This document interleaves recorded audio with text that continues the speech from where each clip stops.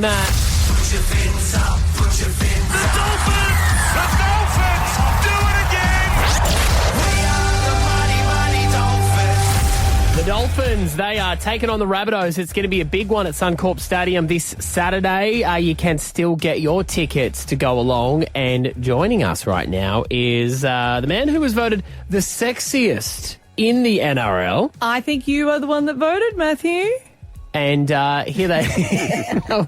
Look, I would vote if I had asked Herbie. Herbie Farnworth is here. Good morning, mate. How you going, Matt? Thank you for voting for me. You're welcome, buddy. I got you back, mate. I got you back. Cheers. Hey, I've been watching a lot of the stuff at training from you guys, actually, on the Dolphins Instagram, and you've been wreaking havoc in some of the plays of the guys with the over-the-shoulder passes and stuff like that.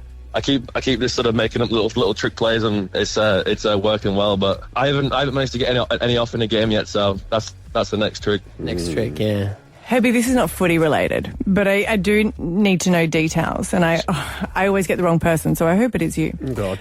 Yeah. Where is this going? Were you talking Volkswagen? No. Because I'm on a lot of WhatsApp group, right? And there's also groups that you want to be on and some you don't. Now, were you on a WhatsApp group with the Broncos and still stayed on it for a period of time? Yes, I was. And at what point did you get kicked off? Like, did they still know you're on there and they're talking about tactics and you're like, I won't say anything? No, I got kicked off within maybe about 2 weeks after the season finished, after the grand final. Just got booted from it. So Who was in it? Was it just the players or was it coaching staff? Yeah, just and the players. Paddy, Payne, pretty much all the boys I came through 20s with. But I guess like 4 or 5 years of knowing them, you just get kicked off like that. And it was They Paddy. gave you 2 weeks. No, I think it was though. Paddy that kicked him off. Yeah, it was Paddy. Paddy Carrigan. Hang on a second. Let's not get upset at Paddy. Herbie quit the club and went to a rival. Yeah, okay. Yeah. All right. Had to, mate. Well, then he's the one that should have went, nah, I'm out of here then.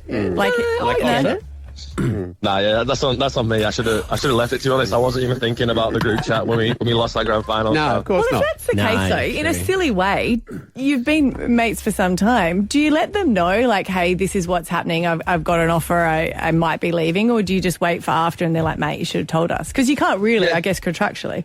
Yeah. So obviously with your close friends, you'll kind of talk to them a little bit, but then I let all the boys know maybe about two or 3 days prior to leaving. I just put a big message in the group chat, which is kind of what normally happens. Yeah. Speaking of leaving to go to another club, I think this is really interesting. The talks of Wayne Bennett coaching for the Papua New Guinea side that's joining. Obviously, he did such a great job with the Dolphins in their first wee while. He'd be a perfect choice, don't you think? Yeah, he would be, definitely. Yeah. It'd be a good name to get over there. Obviously, he can bring over players and bring over talent from the Oz as well. So I think he'd be the prime choice for him. And he'd be like a god to them, wouldn't he? Like how much they love rugby league? He'd be held up. I think so. Yeah. Obviously, he's done a lot in the game, so I'm sure they'd be loving him over there in PNG.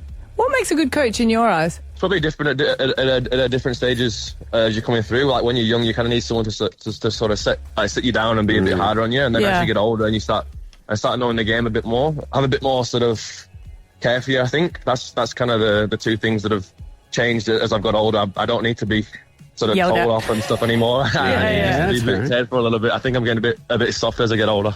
25 years of age, yeah, I could understand that. It is crazy, isn't it, with rugby league? I always find it funny when they're like, yeah, he's getting on a bit now, and they're 32. You're like, come on, they're not getting on.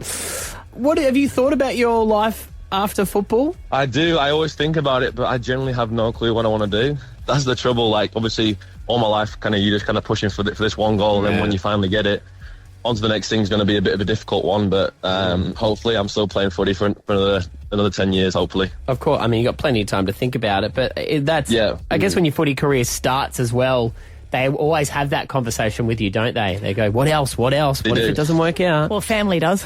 Yeah, exactly. Yes, no. But yeah, I wouldn't have any clue what I want to do. Maybe like a tradie or something, or a Sparky, something like that. Maybe. Imagine you going over to house calls and they're like, "Hey, oh my God!" You'd be like talking about football the whole time. Just here for the download. Pay me. Do you think you'll stay in Australia? I'm actually not too sure. Obviously, all my family's still back home in England, but I absolutely love it here in Brisbane. Like, I've been here now for 8 years, so like it's class. It's a class city, and it's a lot nicer than where I'm from in England. So, but yeah, I just don't know what I'm going to end up doing. So. No, I get that. You don't want to give a definitive answer because if your mum hears that you want to stay here, she'll ring you and give you a tongue lashing. Exactly, you're right. Yeah. To be fair, Maddie's a grandfather now, so he's just asking all those questions like, congrats. Yeah. He's like, what are you doing with your life? No, I know. It's crazy. And I'm only 37, Herbie. So to be a 37-year-old grandfather is insanity. That's so young, yeah. He's getting on for a granddad. No, right? I know. He's really embodying it. I always think, though, you know, when you're doing football or something like that, if you have a plan B, then maybe you don't go as hard. Do you know what I mean? Like, for those people that have... 100%. Yeah. 100% right. Yeah. Yeah, like, that like, when I was coming through, that was always my mindset. My parents would always tell me to sort of stay in school and stuff, but I actually dropped out early. Like, I dropped out when I was 16, so... And I just thought, I'm going to give it a red hot crack, and if it doesn't work, it doesn't work. But I don't want to have any reason why I couldn't like sort of make it. So that was always my mindset towards footy. Now, you do have a side hustle, though, and you're on, is it Swish? Like Cameo for sports stars? Yeah. I've actually just started getting that back now. So you've done like birthday sort of messages and things like that for people.